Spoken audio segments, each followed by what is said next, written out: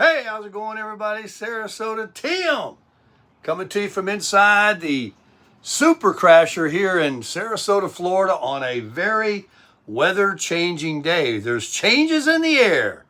I went over to McDonald's, got myself that paper cup of a senior coffee, 4 creams. Already had a pot this morning.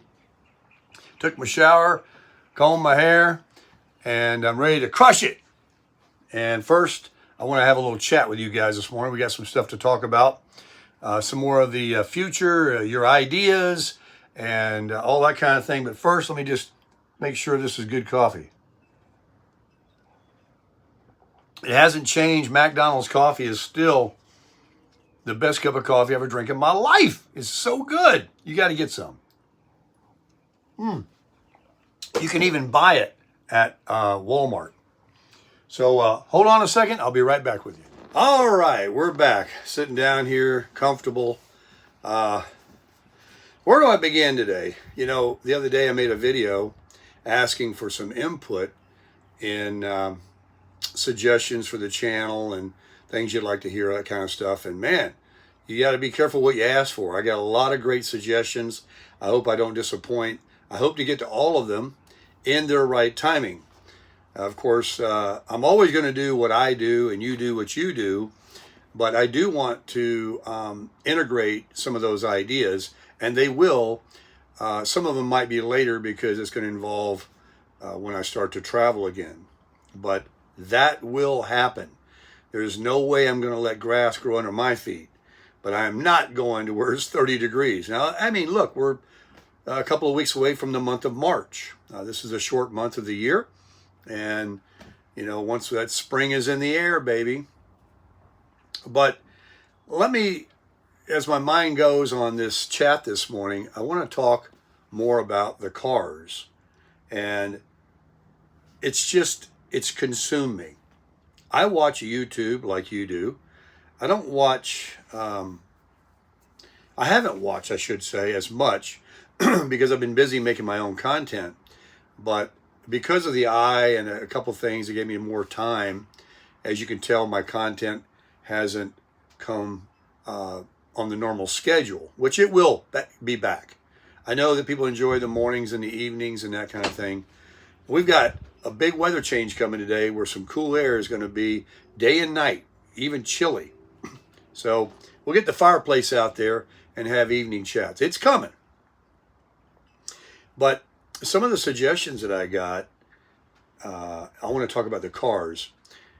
I went to a Tesla dealer yesterday, and basically just to make some videos because the 25s are out, and I was talking to someone about Teslas, and ironically, in 2025, just like with all manufacturers, they do a refresh, just like that Cadillac CT5. It's a new style, the front end, or a refresh. It's not a new model.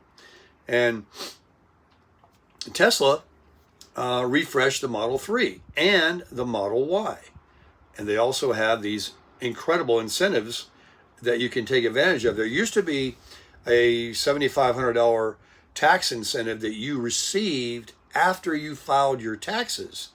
But now they've made it even better where you can just claim it when you buy the vehicle itself or lease it or finance it, whichever way you go. Currently, until it ends, they're giving you $7,500, and you can get another $2,500 from a Tesla owner by getting them to give you a referral code. I guess they get something out of it too. So I mean, that sparked my interest since I was looking at the Cadillac. But hold the phone. I'm not saying I'm getting it, but I did want to investigate it. So you saw a video that came out this morning where I went last night. I just didn't upload it. It got to be late. Where I sat inside the X that was in the showroom and the Model 3 that was the, what do they call it? Not a platinum. It's, they have this little badge on there, and I was talking about how the seats weren't that comfortable for me because I'm a little wider. I had a Civic Si with those seats, and I wouldn't go for that. But I did discover the plaid. They call it the plaid. I guess they put it in the S, the X, the Y, the Z. I mean, they have this trim level like an AMG Mercedes. You know, it's just a real sporty version. Well, they do make the seats that aren't as bolstered around the sides. That are, to me, more comfortable. Even though the plaid's supposed to be a sportier look, probably gets you that spoiler on the back. All the other stuff I like about it. But not those seats. I mean, they're beautiful, but they're not comfortable for me. So I haven't driven one yet, and that would probably be a mistake. Now, I have a subscriber, I won't mention his name, that owns one, and he's owned many cars. He's a car enthusiast, and he knows about cars. And after speaking to him, you know, like many of you, but I've just spoke with him more at length about it. And I'm a car guy, but this person has a Tesla and would offer me the referral code and gives me his own personal, honest, you know, opinion of it. And it's the Model 3. I talked to a salesman or associate. They're not really salespeople at Tesla. It's a different buying experience, by the way. When you walk in the showroom there, you don't see a sales manager sitting behind some privacy glass where you can't soundproof, where they tell their secrets about you. I mean, when I went to the Honda dealer, I know I'm trailing off. When I went to the Honda dealer yesterday and got my recall done, I did get a price for my car, and I just simply thought it would be about asking someone to walk out. Oh yeah, an opportunity to get a nice car for our lot. Let me give you a price, you know, look up the book, and it's going to be wholesale, I know. But no, let us get a salesman, sit you down, give me your driver's license, give me your name, address, phone number, give me all this information, and then you sit here, and then I'm going to go to my manager, then the manager comes out, give me your keys, and then they go in the sales office, and they get all secrety about it, and it's just, you know, if I was buying a car, then the secrecy and the play and the program goes up exponentially. I mean, it goes in all this back and forth. I'm fighting for you. Meanwhile, he's telling the manager about where you are in your emotions and how we think we're going to be able to get you to pay and what you'll take for your trade. I mean, it's just such a refreshing thing to go into Tesla and know, like CarMax, I guess it's non-negotiable. There's the price, and you know, you can order one or you can get one out of inventory. They've got these people that they're not commission based. I'm sure they get a spiff for their assistance in doing their job there. They're getting paid. I don't know how it works, but it's really, you know, it relieves everything that most people despise about going on a car lot and having to make an automobile purchase. So anyway, go in there last night, and the X, if you saw the video, was there available to sit in. And man, that's cool, isn't it? Those doors, they're only the rear doors that open up. The front doors swing out. They self-close. I don't want that one if I wanted one, as interesting as it looks. The new Y is really pretty nice. All those white ones they had on the lot, that was pretty cool. But the 3, you know what it is? It's like a little personal sports car. It is a sedan. It doesn't have the big space in the back and stuff. You have a little trunk under the bonnet. And that one, the 3 and the Y are the ones the government are giving you $7,500 on, and you can get the referral fee on. So it really helps. But what I did learn by watching YouTube this morning, actually, early, was from another YouTuber that talks about Teslas extensively, that the advertised leasing price they give you, this is where Tesla could do a little, I don't really like this part. They advertise $299 a month, but it's really $399 a month. They're using $299 because they're assuming there's at least $100 a month based on some mileage you may drive, savings in gasoline. And so therefore, they want to use that sort of advertising to lure people in the door with a low monthly payment. And I don't blame them, because, you know, advertising is what you got to do to get people interested. And advertising big, expensive numbers aren't going to get it. But what I've learned about Tesla from what I've seen on YouTube, this guy in California, is he's basing the cost of ownership to what gasoline costs in California at over $5 a gallon. And we're only paying $250 to $275, closer to $285 at these discount clubs here in Florida. So your mileage may vary. And when you talk about the increase in the registration cost, that's right. A lot of states have an increased registration cost because you're not paying a road tax, and therefore they charge you something else. And then you have the charging cost and the charging plugs and wires you got to buy. And then the outfit that you have to have an electrician come in and set you up at home to be able to charge this car. And then what it costs to go to a, what do they call them? I guess a quick charge, superchargers. The ones that are red that say Tesla. You see them at the mall. You see them around. You see them on road trips. They charge different than what it costs you to do it at home. So when you add a whole thing up, a combination of charging at home, charging at superchargers, the cost of fuel in Mississippi, Alabama, and Florida, or Georgia, where it's a lot less than California, and the registration and that insurance cost, Lord have mercy. That's based on your age, your driving record, the insurance company, the state you live in. But apparently it's not cheap. So when you add all that in, for everything you're not paying for gasoline on, you're paying for all these other things.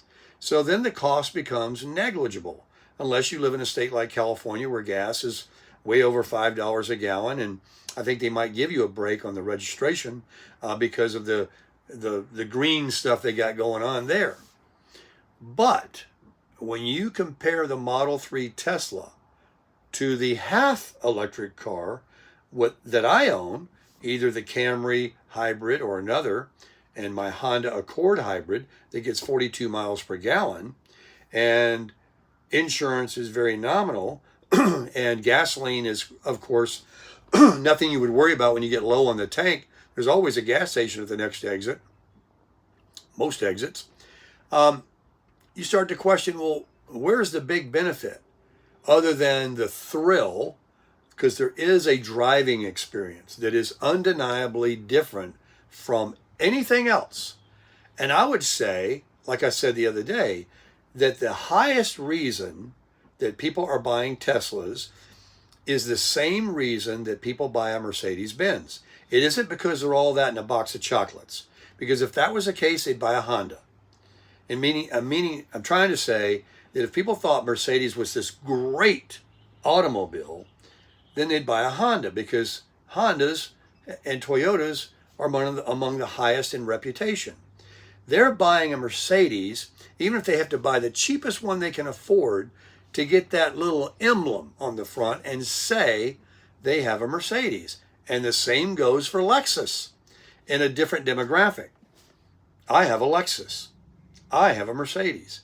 I remember when I used to go around and sell my coupons for the oil changes and auto services, I had so many people. Those were the biggest, they were the hardest ones to sell my program to, because they say, I have a Mercedes, they do that for me for free. I have a Lexus, they do that for me for free. All I had to do was give them $50,000, $60,000, and that's when you could buy a car for $25,000.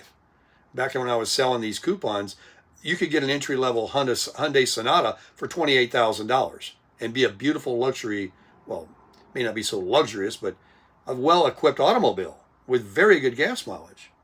But people like a Cadillac. I want one.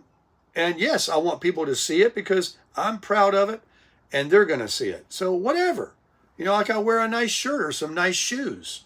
Of course, I'm no different than anybody else. I'm not making fun of those people. I'm just saying, if for me to go from what I'm already driving, that gets 40 plus miles per gallon and the insurance is reasonable, and I don't have any payments on it, to literally go out and spend more money that I can use to travel with my camper in the coming months and buy a lot of gas because my truck eats it, then I'm already good. However, can't believe a damn thing I say. That Cadillac, I can't get out of my head. I watched a bunch of videos on it last night. Even now, other than the red, that Cadillac is so stunning. It is so beautiful that every color, including white, They got this green one. It looks good. It really is an amazing looking car. And the Tesla, I've also been infatuated now. So I've got this torn thing that keeps toying with me, and I wish I could just stop it. And I am going to stop it because ultimately I am smart and I am going to do the right thing. The electric car, first of all, I want mine to go away and be down to just the truck and the camper. I really would like that. Like right now, if somebody called me and said, I'll give you the 35, I would say, here's the title, and I wouldn't go buy another car. I would be loving my 24 truck. It's beautiful. I wouldn't be loving the gas mileage, but I would be down to just a minimalist again, to one truck and one camper. And I believe that truck would sell quicker than this Honda, because trucks always sell. And this camper being the best floor plan of any camper I've ever seen for a towable in the right size too, I believe I could sell it. And no matter what I get for this camper, since I've lived in it going on 2 years almost, I'm on my second year, I can't lose on it for what I've saved in rent. So if I don't sell the Honda, it will bring a value to me over the gas I'm saving, and the insurance is at least being paid. So if I drive it another year or 6 months, it won't hurt me. Or at least until the summer when I start traveling. Or when I come back and it just sits and the mileage stays low. It'll have a good value. And if electric cars and all that take off really big, or our volatile economy and the country doesn't, go into some kind of crazy thing that can happen that we've experienced in the last 5 years between these elections and these politics and the wars and the pandemics and the tumultuous life that we've experienced in the last 5-6 years has been incredible. Inflation, home prices, the raising of interest rates. We need some peace and calm. We need things to kind of, the dust to settle, don't we? And so the best thing to do is nothing.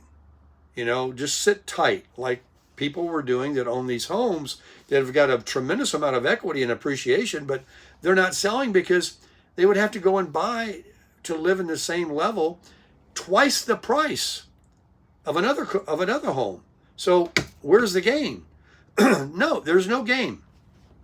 And cars have lost their minds.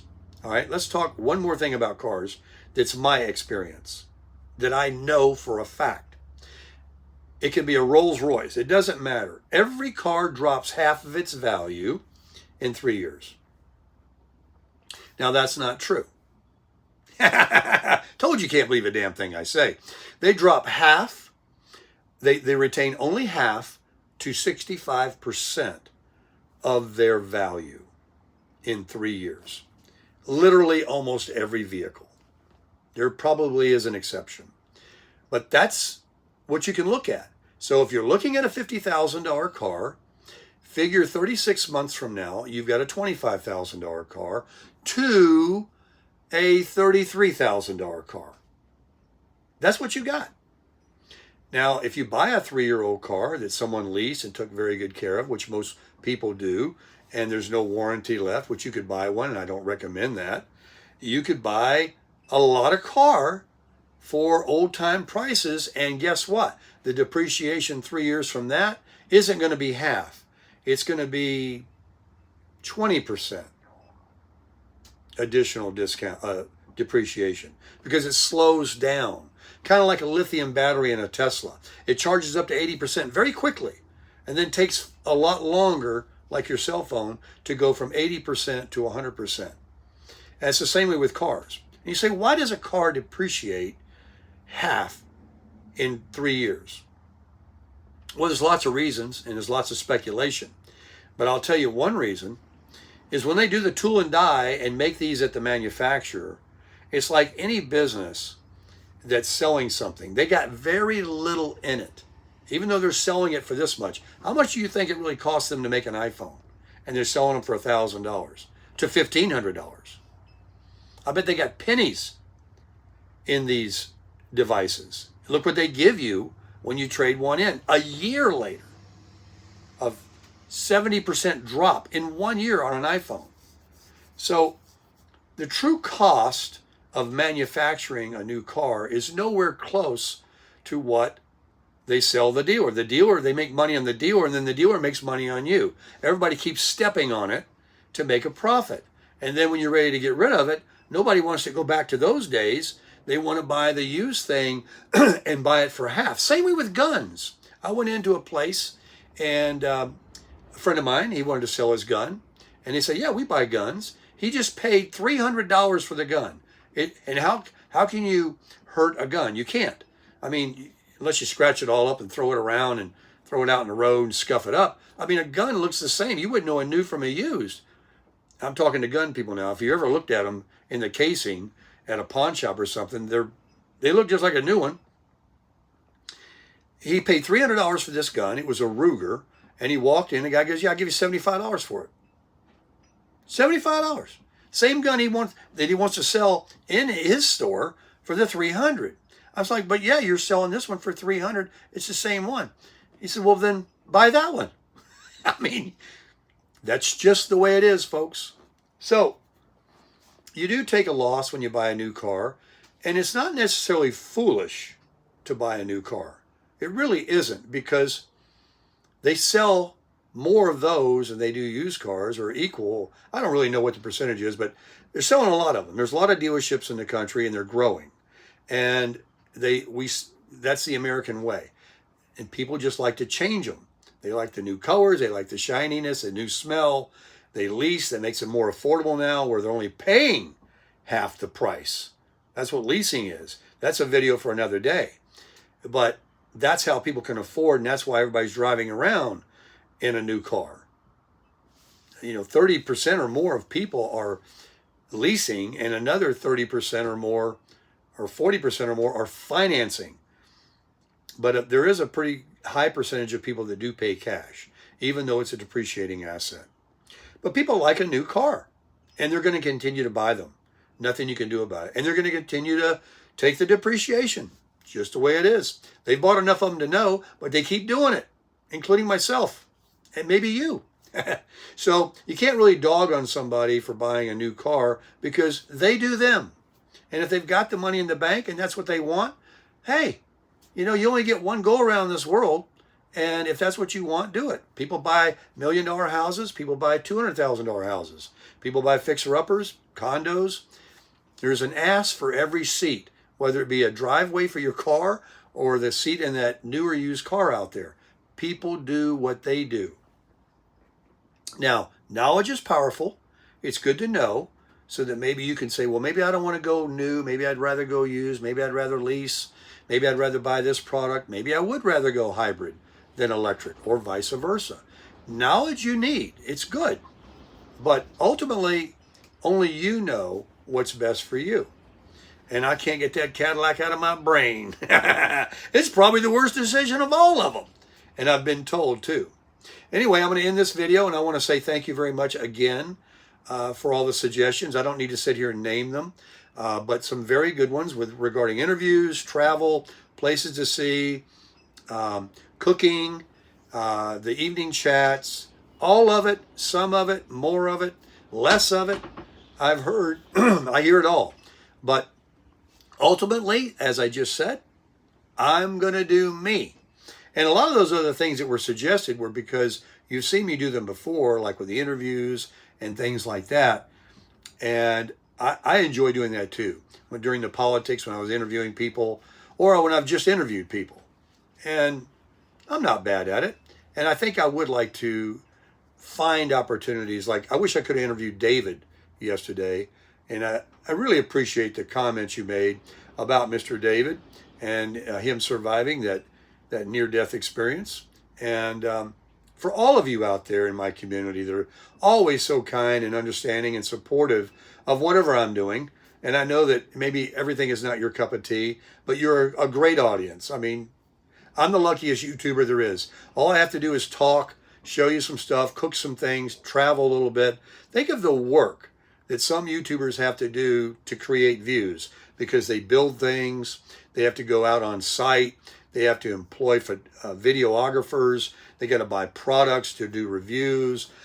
They're doing all of this work and editing They're putting out all this different software to do it all. They have thumbnails and some of the things I could employ too. But hey, we don't edit around here, folks. And but maybe some things this year to get to my 100,000 and get my play button plaque from YouTube, which is really something I would really like to do. And while I'm thinking about it right now, would you consider subscribing to my channel? Would you please consider using my Amazon link? Now, different times, I'm sorry, my voice. Different times during the year, people shop more. And then other people shop every day. They're hooked on it. Please use my Amazon link. I beg you. I know it's a little hoop to jump through, but I have a link right on the front page of my YouTube channel that you don't even have to go to the description box, because I'm kind of bad about copying and pasting it. But I'm going to do it.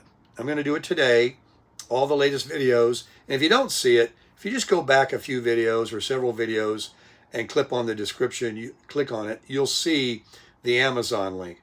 And if you use that, it takes you to something that you're not going to buy. But from there, if you search and buy things, I will get some pennies from Jeff Bezos.